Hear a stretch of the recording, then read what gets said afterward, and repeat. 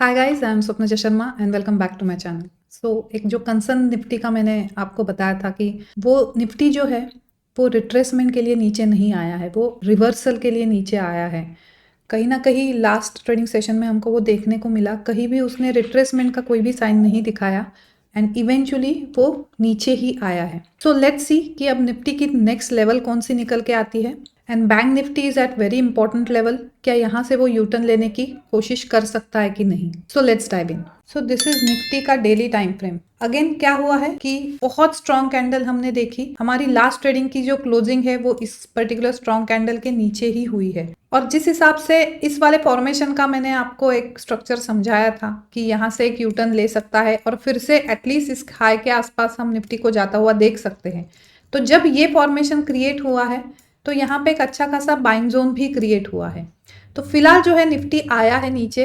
क्या अब ये थोड़ा सा जो बॉक्स है ना, हमको नीचे तक उसको निफ्टी ने बेसिकली क्या किया है, फिलहाल कंसोलिडेशन का जो बॉक्स है उसकी रेंज बड़ी कर दी है, बट अभी भी वो कंसोलिडेट ही कर रहा है ना। हम अभी भी कह सकते हैं कि वो अब एक तरफा नीचे जाएगा एंड ऑब्वियसली इसके जब तक ऊपर नहीं जाता तब तक ये नहीं कह सकते कि एक तरफा ऊपर जाएगा। 15 मिनट पे देखते हैं, पहले उस दिन का काम समझने की कोशिश करते हैं। Very first candle, massive massive candle, एक रेड कैंडल निफ्टी ने बनाई, high is equal to low. Of course वो जो है इसने एक शार्प बाउंस भी, जैसे ही नीचे आया एक शार्प बाउंस ले लिया। अगर आपने लास्ट एनालिसिस वीडियो देखा होगा तो आपको पता होगा कि एग्जैक्टली फ्यूचर ने कौन से लेवल से यूटर्न लिया है, ये वाला।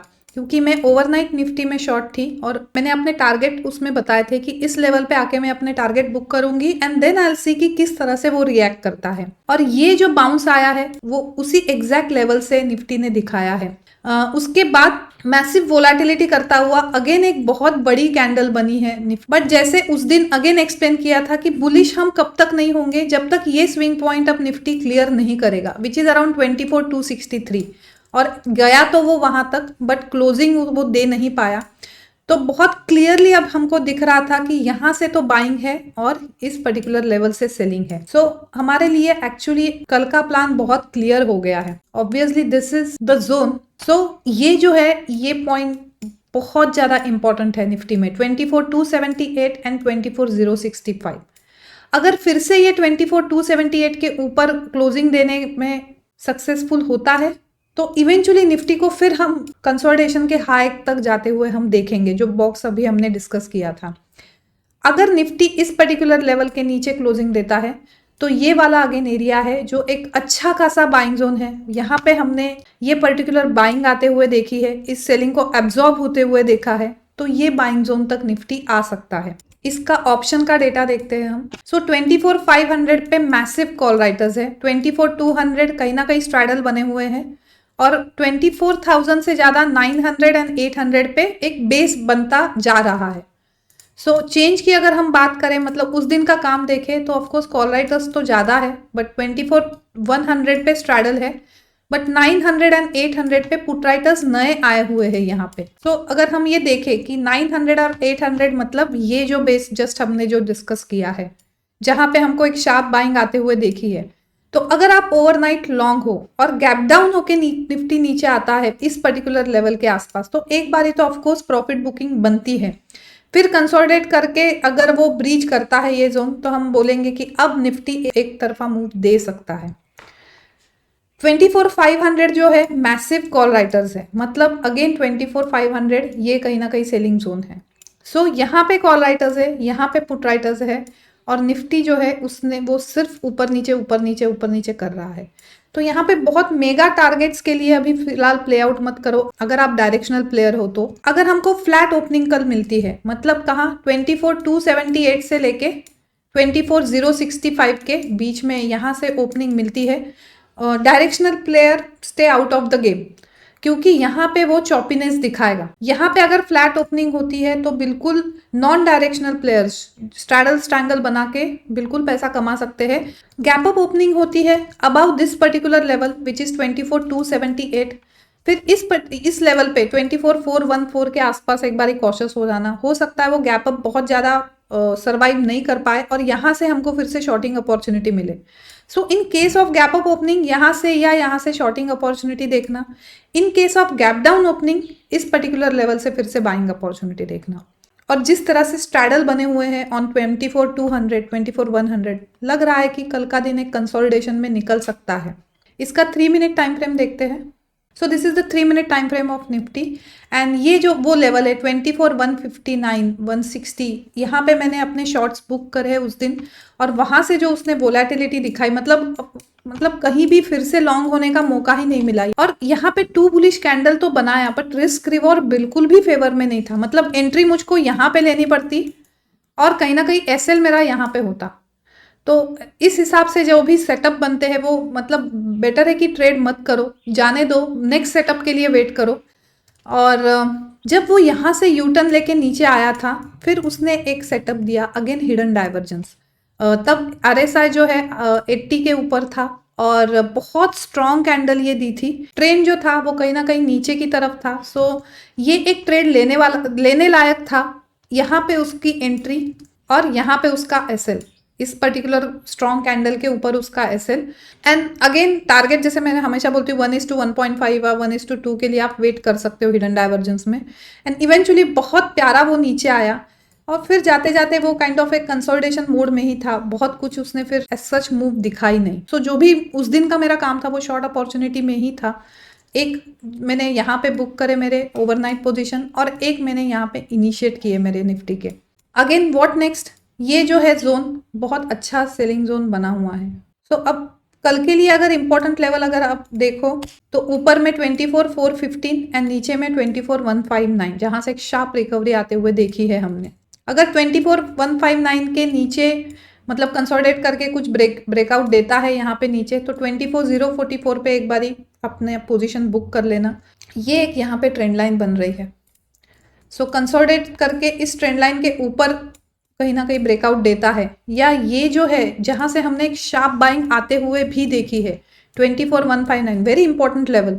यहाँ पे कुछ 2 बुलिश कैंडल का सेटअप बनाता है या बॉटम फॉर्मेशन बनाता है, डब्ल्यू फॉर्मेशन बनाता है, तब वहां पे एक ट्रेड लेने लायक होगा। So wait for the right opportunity and see कि फिर से 24,159 को किस तरह से ट्रीट करता है वो।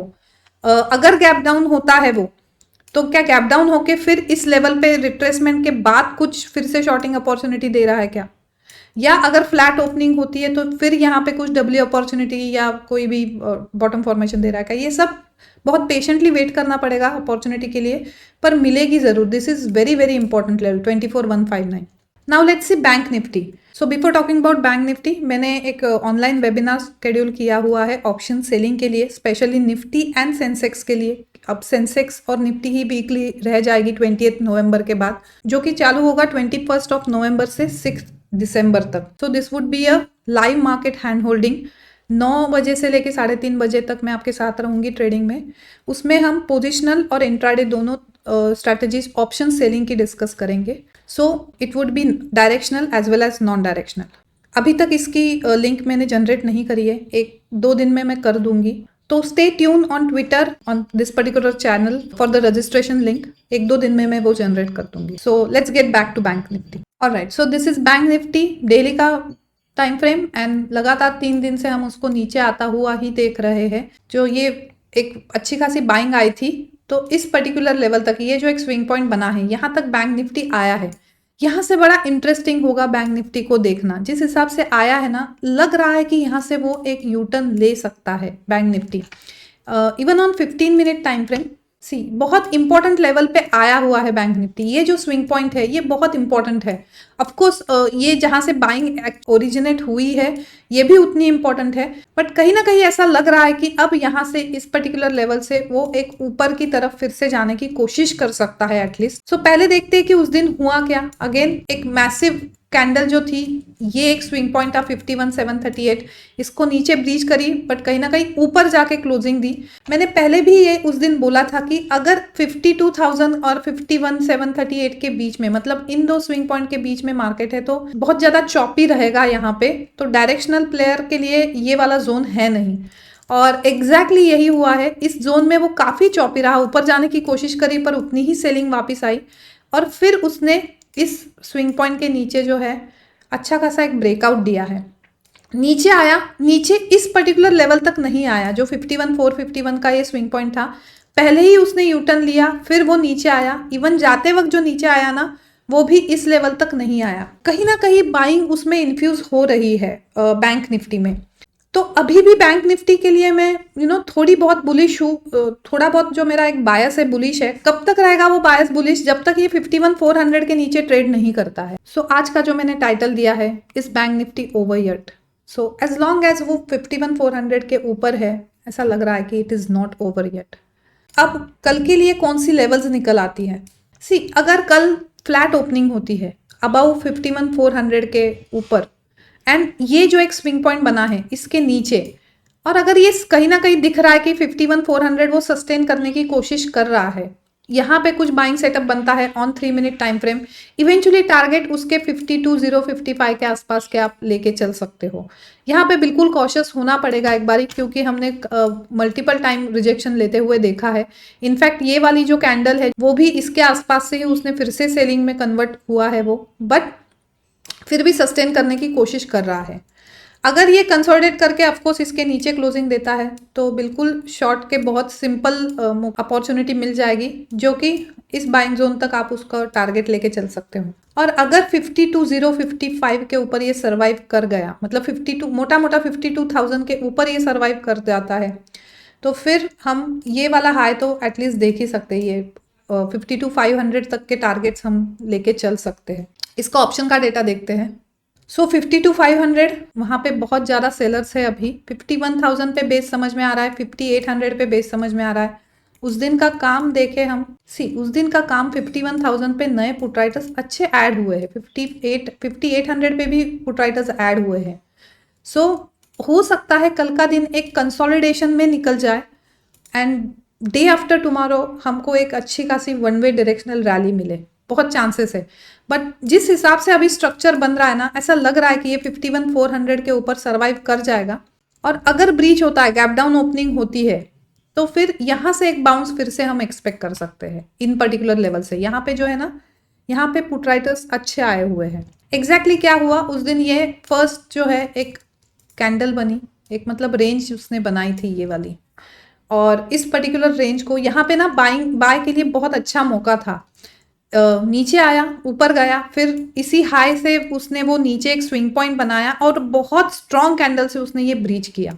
मतलब अगर इसका हाई ब्रीच होता ना, तो यहाँ पे मेरी एंट्री होती और इस स्विंग पॉइंट के नीचे मेरा एसएल होता। ये ट्रेड में ज़रूर ऑप्ट करती, पर इसका हाई बिल्कुल भी ब्रीच नहीं हुआ, एंड इवेंचुअली बहुत स्ट्रॉन्ग कैंडल बना के ये नीचे आ गया। जिस हिसाब से नीचे आ गया, एक यहाँ पे एक स्विंग पॉइंट था। इसके इस लेवल के बारे में भी हमने बात करी थी 51,700 के आसपास। वहां तक उसने ये बिल्कुल नीचे आ गया था। ये वाला जो पोर्शन है ये तो मैंने कैच नहीं करा बैंक निफ्टी में, क्योंकि निफ्टी में तब तक मैंने ऑलरेडी पोजीशन बना चुकी थी, और जिस हिसाब से वोलाटिलिटी थी तो बेटर था कि एक डायरेक्शन में एक इंडेक्स में ही रहो। यहाँ पे जो है इस पर्टिकुलर लेवल पे 51,700 के आसपास एक बहुत प्यारा उसने डब्ल्यू फॉर्मेशन बनाया। ये डब्ल्यू फॉर्मेशन, ये इसकी नेकलाइन और स्ट्रॉन्ग कैंडल से उसको ब्रीच किया था। तो ये एक सीडी अपॉर्चुनिटी भी थी, एंड ये पूरा डब्ल्यू फॉर्मेशन विथ आरएसआई, मतलब आरएसआई डाइवर्जन के साथ था। तो ऐसे जो डब्ल्यू फॉर्मेशन होते हैं on very important level with the strength of RSI diversion, ये बहुत अच्छा प्रॉफिट देके जाते हैं, मतलब 1:2 तो आराम से देके जाते हैं। सो यहाँ पे मैंने बैंक निफ्टी को लॉन्ग किया था, एक एंट्री पॉइंट यहाँ पे एसएल, और एटलीस्ट आई वाज एक्सपेक्टिंग कि ये जो स्विंग पॉइंट उसने बनाया है यहाँ तक के वो टारगेट देके जाए, और वो बहुत अच्छे टारगेट देखा। बट यहीं से फिर से उस पर सेलिंग आई थी, एंड इवेंचुअली वो नीचे आया। पर ये वाला फिर से मैंने इसमें कोई पार्टिसिपेट नहीं किया था। सो ओवरऑल मूव्स बहुत अच्छे मिले। काफ़ी वोलाटाइल मार्केट था, बट फिर भी जो भी मूव्स मिले थे निफ्टी में, इवन इन बैंक निफ्टी, बहुत अच्छे मूव मिले थे। सो कल के लिए इंपॉर्टेंट लेवल क्या है? अगेन दिस इज 51,700 जो है फ्यूचर में बहुत इंपॉर्टेंट लेवल है। वी नीड टू सी कि क्या यहाँ पे फिर से कोई अपॉर्चुनिटी बाइंग की मिलती है या नहीं मिलती है। और यहाँ से जो फिर से उसको सेलिंग आई है अराउंड 51,114, अगर ये क्लियर कर जाता है तो इवेंचुअली ये अच्छा खासा ऊपर जा सकता है। सो मेन ये 2 लेवल्स जो है मार्क करके चलो और इसके अराउंड कुछ अपॉर्चुनिटी बनती है क्या, प्लस द डे रेंज वो क्या बनाता है, तो वैसे काफ़ी कुछ क्लियर हो जाएगा आपको। ये जो ट्रेंड रिवर्सल होते हैं इसके लिए मैंने एक स्ट्रैटेजी जो है ट्विटर पे पोस्ट करी है। अगर अभी तक आपने देखी नहीं तो एक बार वो देख लेना और एक्सटेंसिव बैक टेस्ट करना उसको पहले यूज़ करने से पहले। उस पर्टिकुलर की ट्रेंड रिवर्सल जो है, इनसाइड बार जो स्ट्रैटेजी होती है वो ट्रेंड रिवर्सल कैच करने में कैसे काम आती है। मेरा ट्विटर हैंडल जो है यहाँ पे मेंशन है, अगर अभी तक आपने फॉलो नहीं किया तो कर सकते हो। अगर आपको ये एनालिसिस यूजफुल लग रही है तो don't forget to like it, share it and subscribe it. So good night and have a nice trading session ahead.